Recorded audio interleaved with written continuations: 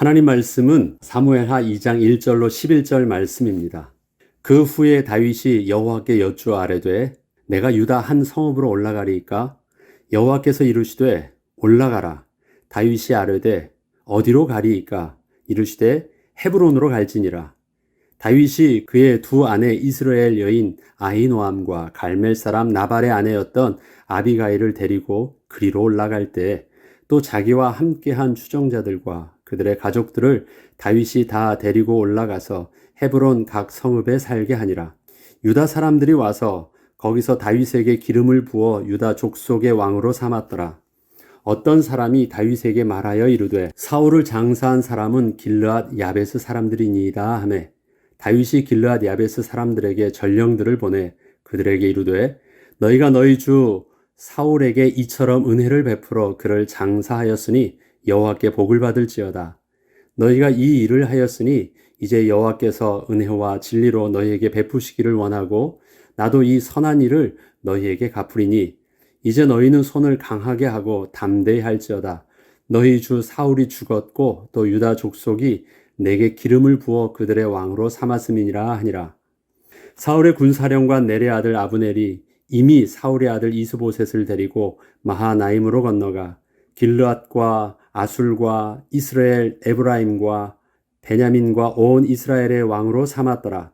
사울의 아들 이스보셋이 이스라엘 왕이 될 때의 나이가 40세이며 2해 동안 왕위에 있으니라.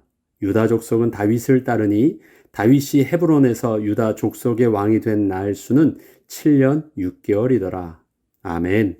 다윗이 사울 왕에게 쫓기어 광야와 블레셋 땅에서 10여 년을 그렇게 도망하며 살았지만 다윗은 하나님의 주권 속에서 하나님이 기름 부으신 사울을 적대적으로 대하고 죽이려 하지는 않았습니다. 다윗은 사울을 통하여 하나님께서 다윗을 이끄시며 행하셨던 연단을 하나님의 은혜로 잘 감당하였습니다. 사울의 죽음은 그동안 사울을 통해서 계속되었던 다윗의 연단이 멈춰진 것을 의미합니다. 다윗은 이제 더 이상 고향을 떠나 쫓기는 삶을 살지 않아도 되었습니다. 그러나 다윗의 삶이 사울이 죽은 것으로 모든 문제가 해결된 것은 아니었습니다. 블레셋과의 전쟁에 참여하지 않아 죽지 않은 사울의 아들 이스보셋이 있었고 사울의 군대 장관 아브넬이 그를 지키고 있었으며 유다 지파를 제외한 나머지 11지파는 여전히 사울의 아들 이스보셋을 중심으로 이스라엘 왕국을 이루고 있었기 때문이었습니다. 그 후에 다윗이 여호와께 여쭈어 아뢰었다라는 말씀이 사무엘하 2장 1절로부터 시작되어집니다. 그 후에 다윗이 여호와께 여쭈어 아뢰되 내가 유다 한 성읍으로 올라가리이까? 여호와께서 이르시되 올라가라. 다윗이 아뢰되 어디로 가리이까? 이르시되 헤브론으로 갈지니라. 그 후에는 사울이 죽은 후에 다윗이 사울에 대한 애도의 기간이 지난 후를 말합니다. 사울이 죽은 후가 아니라 사울이 죽고 난 후 애도의 기간이 지난 후에입니다. 이것은 굉장히 다른 의미가 있습니다. 다윗은 사울에 대하여 자신과 있던 그 모든 일들을 마무리할 때 사울의 죽음을 하나님의 기름 부음 받은 자의 안타까운 인생의 결말로 바라보며 애통하고 슬퍼함으로 모든 것을 정리하였습니다. 이 말은 자기를 괴롭히던 그 악한 원수의 죽음으로 결말을 낸 것이 아니라 하나님의 기름 부으신 자로의 그 애통한 그 죽음으로 사울의 죽음을 결말을 낸 것입니다. 이것은 굉장히 다른 의미가 있는 것입니다. 그동안 사울 때문에 고통받았던 것을 기억하면서 그는 기뻐하거나 그 죽음을 마땅히 여기지 않았습니다. 사울에 대한 애도의 기간은 사울과의 관계를 스스로 정리하는 것이기도 했지만 또한 지나온 그 고통의 과정을 하나님 앞에서 겸손히 되돌아보는 시간이기도 했습니다.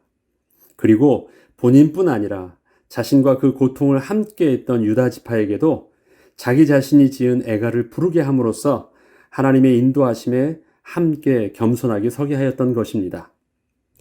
새로운 시작에 앞서 가장 먼저 확인해야 할 것은 지나온 일에 대한 마무리입니다. 아직 끝나지 않은 일이 있다면 새로운 시작은 있을 수 없기 때문입니다.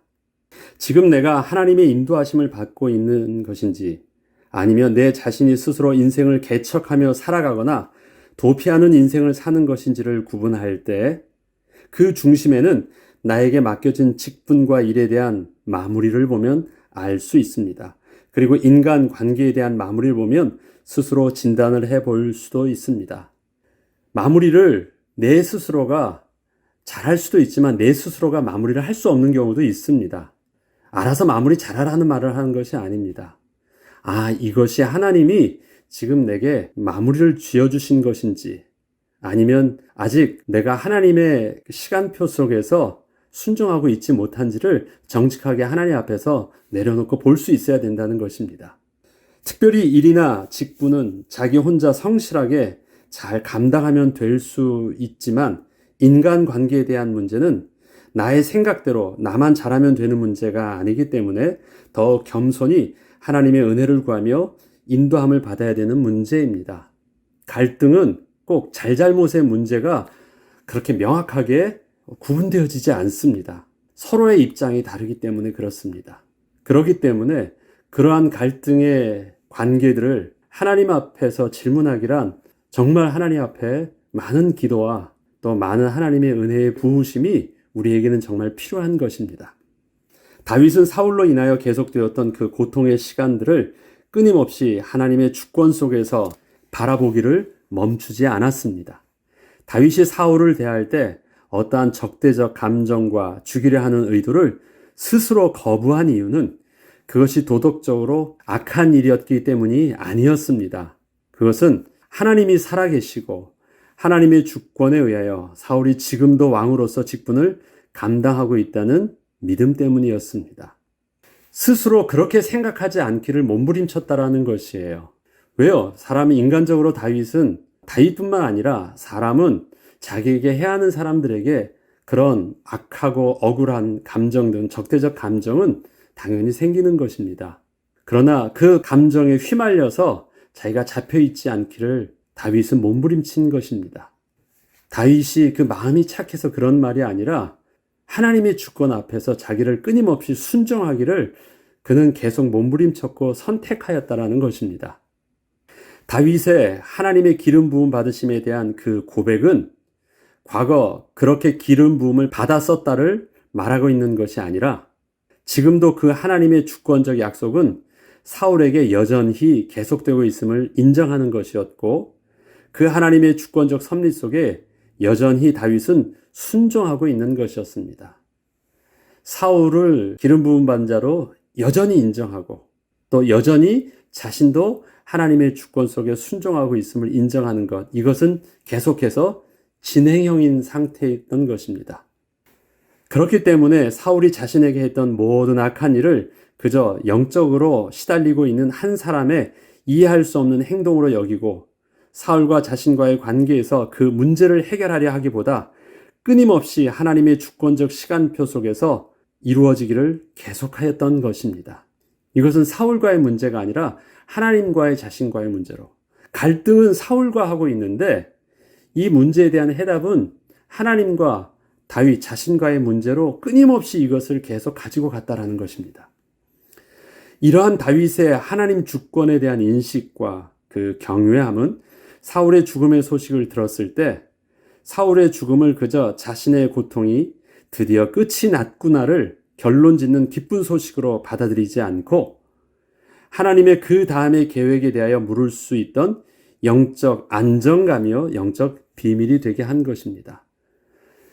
사울과의 문제로만 보았다면, 끝났으면 더 이상 질문할 것도, 더 이상 하나님을 찾아가서 도와달라고 하는 것도, 호소할 것도 아무것도 없어요.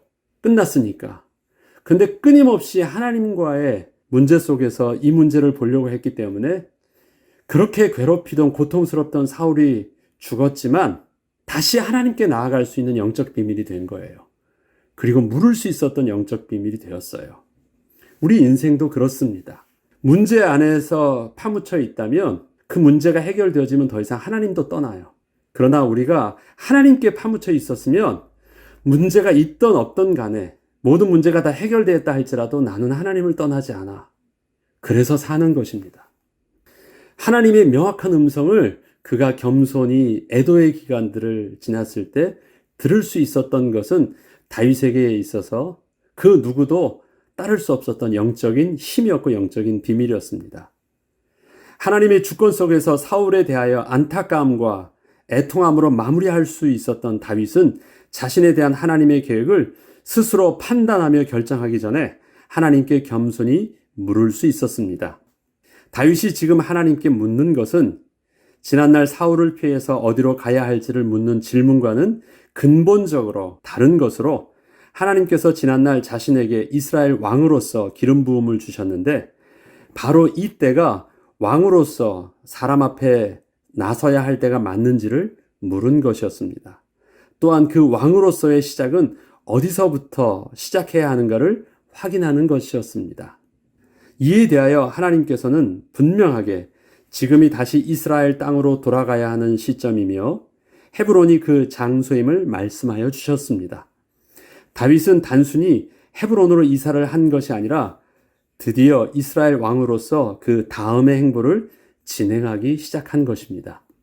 헤브론은 이스라엘 백성에게는 아주 중요한 의미가 있는 장소요 지역이었습니다.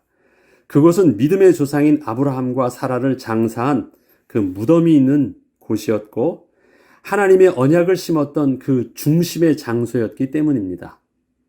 또한 야곱의 12아들이 이스라엘의 각 지파가 되어 있는 부족 연합체인 이스라엘이 믿음의 조상 아브라함의 후손이라는 민족의 정체성으로 다시 새롭게 하나로 뭉쳐질 수 있도록 하는 의미 있는 장소이기도 했습니다.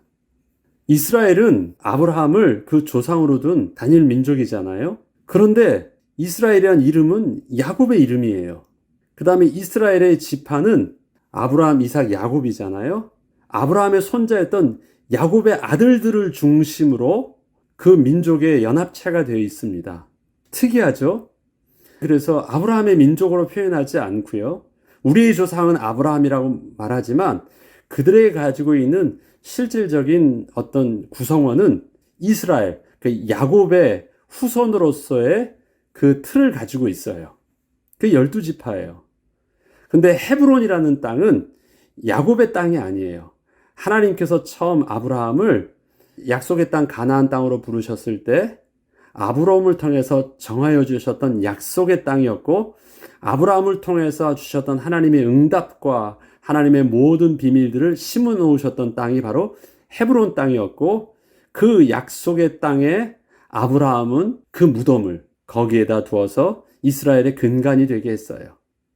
그래서 헤브론 땅은 아브라함 중심의 하나를 개념을 보게 했고 또 이스라엘이라는 지파는 야곱 중심의 12지파로서의 분리된 개념들을 가지고 있었기 때문에 하나님께서 헤브론 땅으로 가게 하셨을 때는 좀 더 이스라엘을 통합적인 하나의 왕국으로 하는 영적인 비밀들을 좀 더 볼 수 있게 하는 의미 있는 장소가 바로 헤브론이었습니다.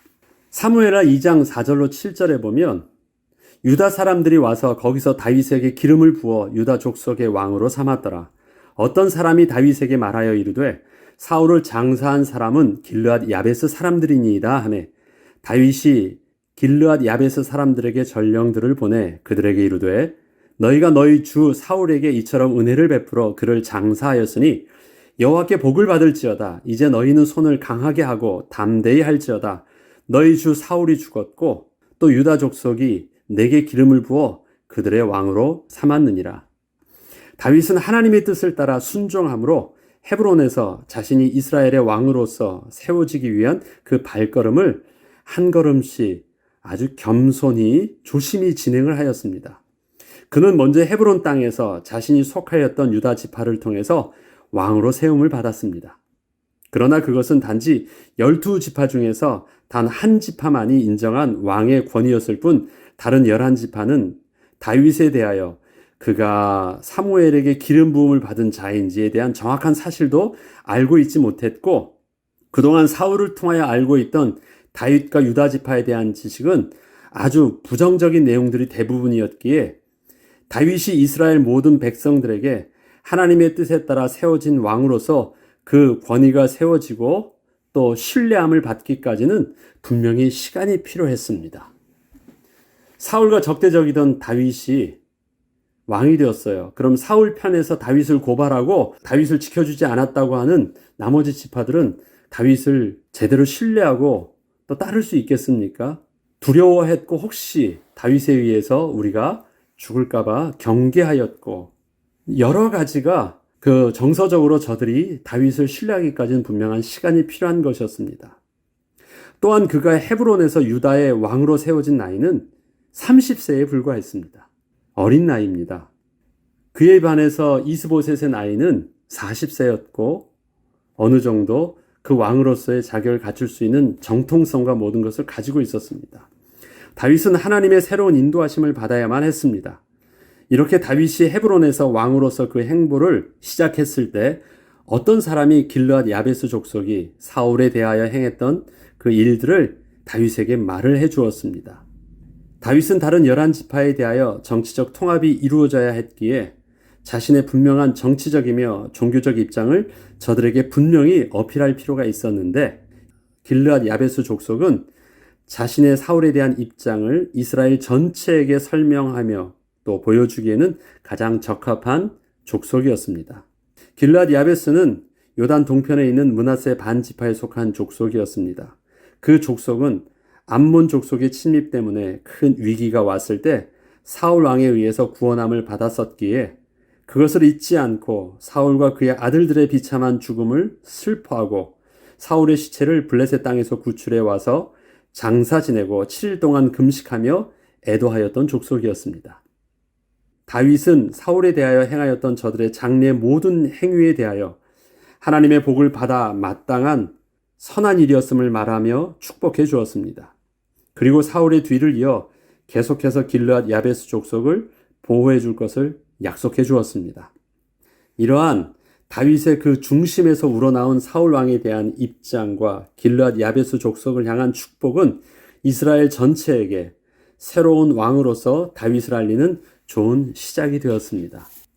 2장 6절로 11절에는 사울의 군 사령관 넬의 아들 아브넬이 이미 사울의 아들 이스보셋을 데리고 마하나임으로 건너가 길르앗과 아술과 이스라엘과 에브라임과 베냐민과 온 이스라엘의 왕으로 삼았더라. 사울의 아들 이스보셋이 이스라엘 왕이 될 때 나이가 40세이며 2해 동안 왕이 있으니라. 유다 족속은 다윗을 따르니 다윗이 헤브론에서 유다 족속의 왕이 된 날수는 7년 6개월이더라. 다윗은 사울 다음으로 분명히 이스라엘의 기름 부음 받은 자로서 왕의 자격을 갖추고 있었지만 그것은 하나님과 다윗과의 약속이었고 이러한 하나님의 약속이 이스라엘 전체 백성에게 구체적으로 드러나며 성취되어지기까지는 분명한 시간이 필요했습니다. 개인적인 하나님과의 관계 속에서의 모습과 그것이 사회적으로 드러나는 모습과는 분명히 갭이 있습니다. 사울은 죽었지만 그의 군대 장관이었던 아브넬이 자신의 안위를 위해서 사울에 남아있던 혈통 이스보셋을 꼭두각시 왕으로 세워 계속 사울의 정권을 지켜 나가려 했기 때문에 분열되어 있는 이스라엘이 통일 왕국이 되기 위해서는 아직 남아있는 사울 시대의 사람들로 인해서 풀어야 할 문제들이 아직도 끝나지 않고 남아 있었습니다.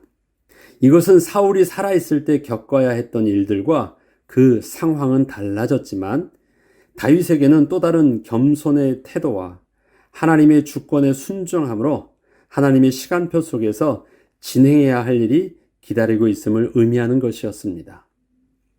다윗은 그렇게 통일 왕국을 이루기까지 7년 6개월을 헤브론에서 유다 족속의 왕으로 있었고 그 기간 동안 남겨진 사울 시대 사람들과 갈등의 싸움을 계속하였습니다. 다윗은 뜨는 해였습니다. 이스보셋을 중심으로 한 사울 왕국은 지는 해였습니다. 훨씬 더 다윗의 부하들과 그 힘들은 숫자는 적었지만 강했고 그 다음에 강력한 다윗의 또 리더십도 있었습니다. 그러나 다윗은 힘으로 사울 왕 진영을 그렇게 자기 밑으로 누르고 왕으로 세워야 될 입장은 아니었습니다. 이것은 훨씬 더 섬세하게 또 겸손하게 마음을 사야 되는 일이었고 하나님의 시간표를 또 기다려야 되는 일이었습니다. 자기가 할 수 없는 모습 속에서 하나님께 기다리는 겸손함과 자기가 할 수 있는 모든 가능성을 손에 쥐고 나서 기다림은 다릅니다. 다윗이 나발을 죽이려고 했을 때 그 흥분함은 자기에게 있는 힘이 있었기 때문에 했었어요. 어쩔 수 없이 하나님의 인도하심에 수동적으로 기다려야 했던 심정과 능동적으로 자기가 할 수 있음에도 그렇게 하지 않는 모습은 굉장히 다른 하나님 앞에서의 전인격적인 훈련을 필요로 하는 것입니다. 지금은 하나님께서 할 수 있는 다윗에게 겸손함으로 기다리는 것을 배우게 하는 것입니다. 그전에는 할 수 없던 다윗에게 하나님을 신뢰함으로 기다리는 법을 배웠어요. 지금은 겸손함으로 하나님께 기다리는 법을 배우는 것입니다. 굉장히 다른 7년 6개월입니다. 사울과의 10년, 정확한 날짜는 없지만 거의 10년이 넘는 기간, 그러나 7년 6개월은 다르지 않은 거의 비슷한 동일한 기간 속에서 하나님이 또 주시는 그 훈련의 모습입니다. 하나님의 약속과 그 약속을 이루어 가신 하나님의 시간표는 우리의 생각과 그 방식, 그리고 우리의 시간표와 분명한 차이가 있습니다. 우리가 생각하는 것보다 더 길게 느껴지기도 하며 우리가 기대했던 모습과는 또 정반대의 모습으로 하나님은 그 뜻을 이루어 가시기도 하십니다. 그러나 이러한 모든 일들은 하나님의 약속을 이루어 가시는 과정에서 나의 생각과 차이가 나는 것일 뿐이지 하나님의 약속과 반드시 그 약속을 이루시는 하나님의 신실하심과 선하심은 분명 틀림이 없으십니다. 우리는 지금 하나님의 약속을 하나님이 주신 그 은혜의 선물 믿음으로 붙잡고 하나님의 결론을 향한 발걸음을 여전히 걷고 있는 과정 중에 있습니다. 과정이 우리의 기대치와 다른 것은 잘못된 것이 아닙니다. 단지 우리의 미련한 수준이 하나님의 크신 수준을 맞출 수 없는 연약함과 어리석임일 뿐입니다. 나의 수준과 하나님의 수준이 달라서 일어나는 그 갭이지 하나님이 하시는 그 일들, 우리의 상황이 잘못된 거나 문제가 있는 것은 아니라는 것입니다. 우리가 문제가 있다고 바라보는 시각은 나와 하나님의 수준을 같게 보거나 하나님보다 나를 더 낮게 보는 어리석음 때문에 발생되어지는 판단이 바로 잘못되어졌다는 판단입니다. 이해할 수 없다는 표현이 바로 그런 것입니다. 하나님은 오늘도 우리에게 아직 끝나지 않은 과정의 길을 계속 걸으라고 하십니다. 괜찮습니다. 하나님은 결국 하나님의 뜻을 우리를 통하여 이루어 가실 것입니다. 오늘의 일용할 양식과 새 힘을 주시는 하나님의 은혜 안에서 오늘도 우린 담대히 또 발걸음을 나아갑니다. 우리는 과정에 있어요. 시작의 부르심을 우리는 정확하게 붙잡았습니다. 하나님은 약속한 결론으로 이끌어 가십니다. 그런데 오늘의 시간표는 과정에 있습니다. 이해할 수 없는, 답답한, 지루한, 당황스러운 이 일들은 오늘도 반복되고 있습니다. 그러나 과정입니다. 결론은 이미 우리에게 주어져 있습니다. 우리의 수준을 가지고 판단하지 않아도 됩니다. 잘못된 것 없습니다. 감당할 수 있는 그 은혜와 감당할 수 있는 새 힘으로 오늘 일용할 양식과 일용할 은혜와 새 힘으로 오늘도 살게 하실 것입니다. 그 이전의 고통을 통해서 하나님을 신뢰함을 배우게 했고 힘이 있음에도 하지 않는 그 답답함 속에서 하나님 앞에서 또 겸손함을 배우게 하시는 또 하나님의 새로운 또 시간표의 방법인 줄 우리는 그렇게 신뢰함으로 인정하고 오늘을 살아가는데 또 당당하게 또 생활하는 저와 여러분 되길 주의 이름으로 축복합니다. 기도하겠습니다. 하나님은 옳습니다. 하나님은 선하시고 하나님은 틀림이 없으십니다. 하나님께서 우리에게 주신 그 약속은 분명하고 틀림이 없으시며 우리는 하나님이 주신 그 믿음으로 붙잡고 오늘도 당당하게 걸어갑니다. 속지 않게 하시고 낙심치 않게 하시고 오늘 주시는 일용할 은혜와 양식을 붙잡고 또 승리하는 날 되게 하셔서 마침내 이루시는 하나님의 영광 앞에 우리는 온전히 서게 하여 주시옵소서. 그렇게 이끄실 주의 이름을 오늘도 찬양하며 우리 주 예수 그리스도 이름으로 기도합니다. 아멘.